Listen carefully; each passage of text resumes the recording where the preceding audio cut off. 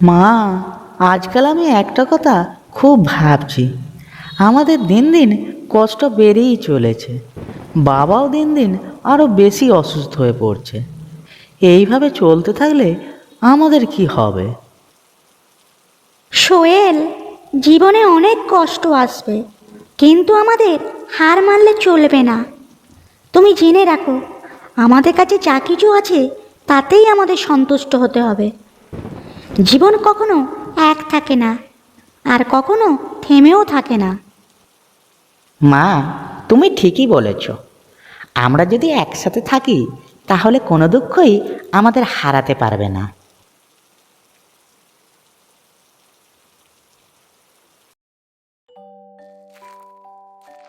সোহেলের বাবার চিকিৎসার জন্যে টাকার দরকার ছিল, তাই সোহেল বাড়ির বাইরে গ্রামে কাজের খোঁজে বের হয়।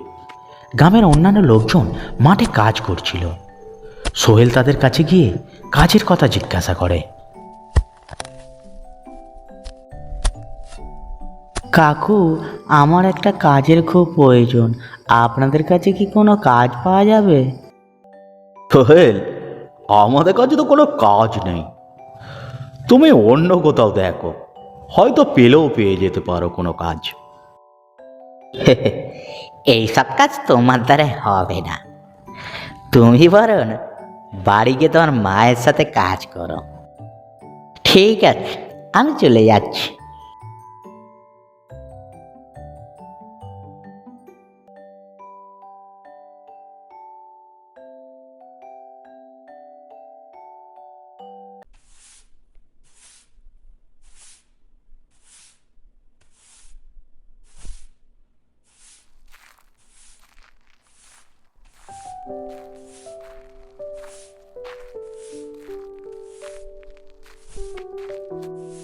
মা, কেউ আমাকে কাজ দিতে চায় না। আমি কি কোনো কাজ খুঁজে পাবো না? আমি কি কখনো কিছু করতে পারবো না? শোন সোহেল বাবা, তোকে ধৈর্য রাখতে হবে। তুই ঠিক একটা একটা কাজ পেয়ে যাবি। আর যদি সৎভাবে কাজ করিস, ঠিক যেমন তোর বাবা কাজ করতো, তোর কোনো কিছু অসুবিধা হবে না। ধৈর্য ধর, সময় ঠিক আসবে, তখন তুই সফল হবি।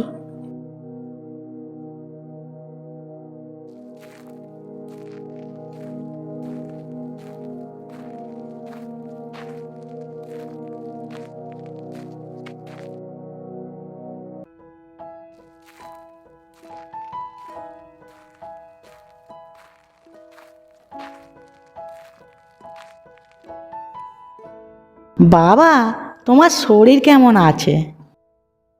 আমার আর শরীর বাবা, জানি না আমি কবে সুস্থ হব, কিন্তু তোমাকে বড় হতে হবে। তখন তোমার অনেক কিছু হবে। তবে মনে রেখো, বড় হওয়া মানে শুধু অর্থ উপার্জন নয়, ভালো মানুষ হওয়া।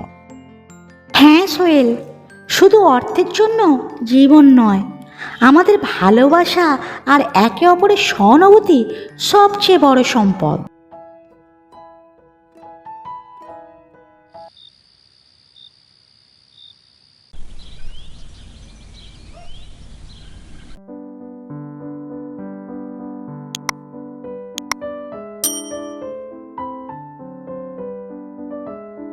মা, আমি ভাবছিলাম বাবার চিকিৎসার জন্য টাকা কোথা থেকে পাবো।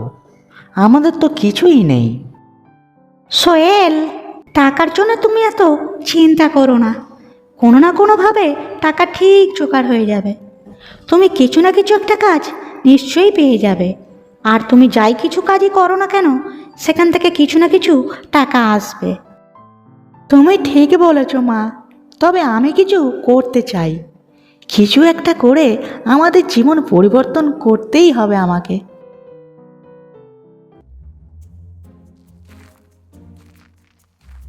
এরপর সোহেল গ্রামের এক কৃষক রফিকের কাছে গিয়ে তাকে সাহায্য চায়। রফিক তার নিজের অভিজ্ঞতা থেকে সোহেলকে কিছু পরামর্শ দেয়।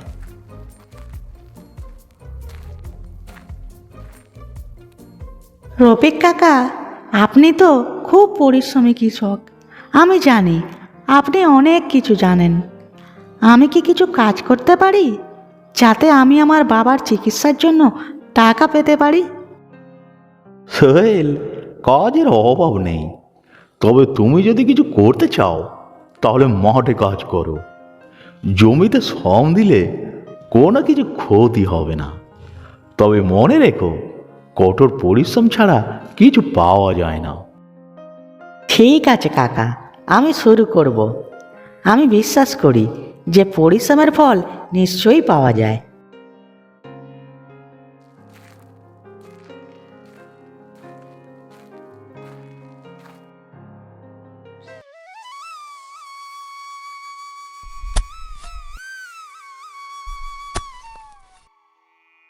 সোহেল দিনরাত মাঠে কাজ করতে শুরু করে। সে আগের চেয়ে অনেক বেশি পরিশ্রমী হয়ে ওঠে। তবে এখনও সে বাবার চিকিৎসার জন্য অর্থ সংগ্রহ করতে পারছে না।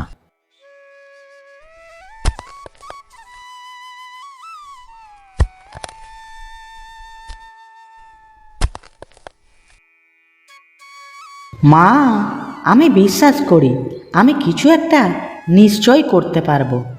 কঠোর পরিশ্রম করলে সব কিছু করা সম্ভব। হ্যাঁ বাবা, আমারও বিশ্বাস আছে তোর উপর।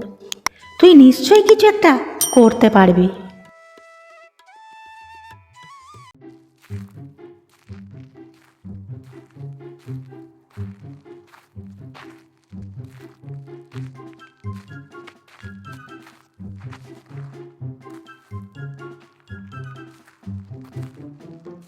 গ্রামবাসীরা সোহেলের কাজ থেকে বেশ খুশি হয় এবং তারা তাকে সাহায্য করার জন্য এগিয়ে আসে।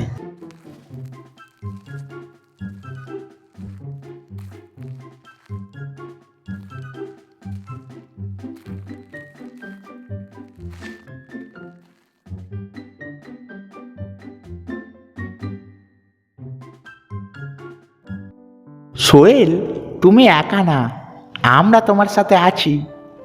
তোমার বাবার চিকিৎসার জন্য যা কিছু দরকার আমরা তোমায় সাহায্য করব।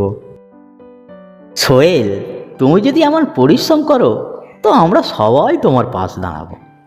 তোমার পরিবারকেও আমরা সাহায্য করব।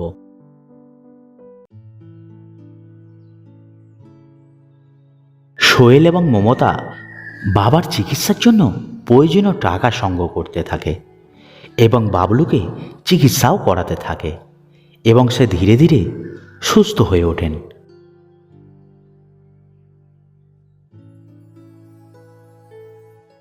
সোহেল, তুই সত্যিই করে দেখেছিস বাবা। তুই আমাদের সবাইকে সাহস দিয়েছিস। সোহেল, তুমি আমার জীবন বাঁচিয়েছ। তুমি যে কাজটা শুরু করেছিলে তা এতদিনে আমাদের জীবনের জন্য আশীর্বাদ হয়ে এসেছে।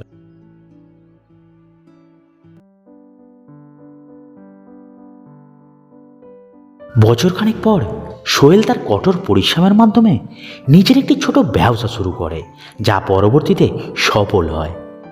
এখন গ্রামবাসীরাও তার সাহায্য পেয়ে তারাও উন্নতি লাভ করে।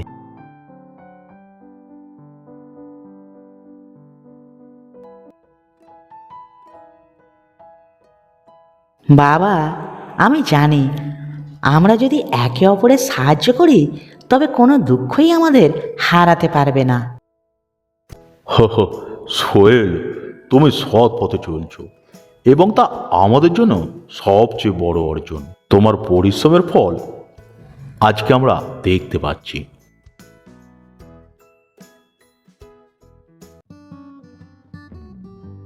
সোহেল এখন তার ছোট ব্যবসা চালিয়ে যাচ্ছিল, তবে তাকে আরও নতুন নতুন চ্যালেঞ্জের সম্মুখীন হতে হচ্ছিল।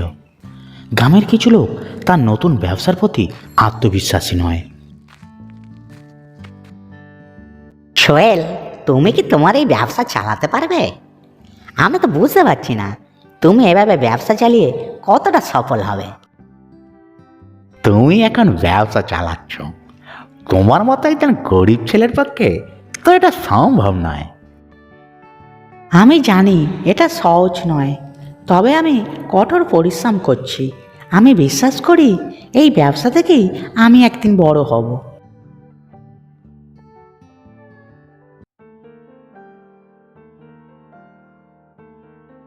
সোহেল প্রতিদিন তার ব্যবসায় পরিশ্রম করে, কিন্তু তার পথে আসছে আরও চ্যালেঞ্জ।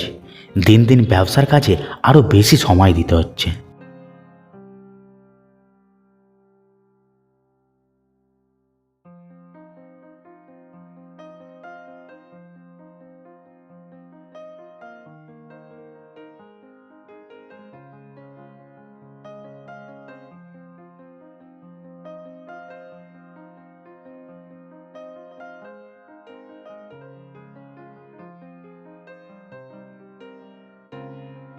আমি জানি পরিশ্রমের ফল একদিন মিষ্টি হবে। আমাকে সঠিক পথে চলতেই হবে।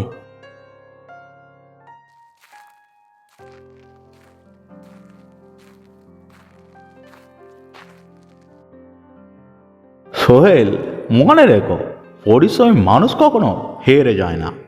আমি জানি তুমি অনেক কিছু করতে পারো। বিশ্বাস রাখো শুধু নিজের ওপর।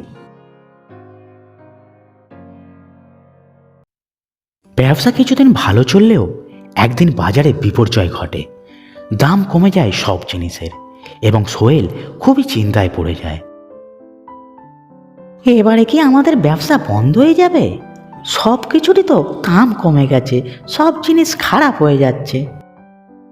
সোহেল, জীবনে অনেক কষ্ট আসবে এবং বিপদও আসবে, কিন্তু সেই কষ্টের সময় হাল ছেড়ো না।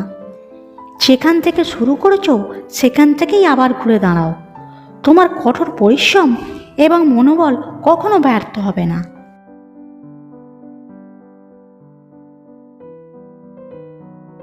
সোহেল তার ব্যবসা চালিয়ে যাচ্ছে, তবে এবার সে আরও বেশি মনোযোগ দেয় এবং নতুন কিছু চিন্তা করে। সে তার ব্যবসাকে আরও উন্নত করতে নতুন পরিকল্পনা নেয়। আমি আজ থেকে আবার নতুন করে শুরু করছি। এবার আমি নতুন কিছু চেষ্টা করব। এটা যদি সফল হয় তবে সব কিছু আমার বদলে যাবে।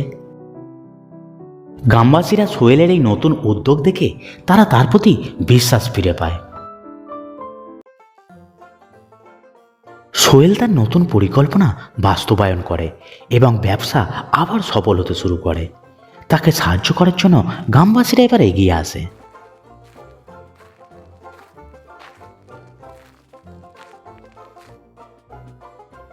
সোহেল, তোমার কঠোর পরিশ্রমের ফল আজকে আমরা দেখছি। আমরা জানি তুমি সফল হবে। তুমি আমাদের গর্ব সোহেল। তোমার পরিশ্রমের ফলে আমাদের গ্রামের সবাই উপকৃত হচ্ছে।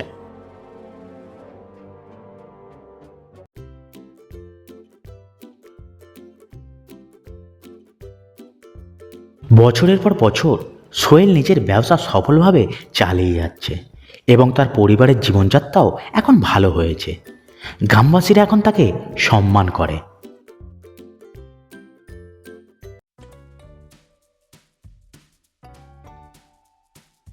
বাবা, আজ আমি যা কিছু পেয়েছি তা কেবল তোমার শিক্ষা আর মায়ের ভালোবাসার কারণে। সোহেল, তুমি আজ আমাদের পুরো পরিবারকে গর্বিত করেছো। তোমার পরিশ্রমই আজকে আমাদের সুখী করেছে।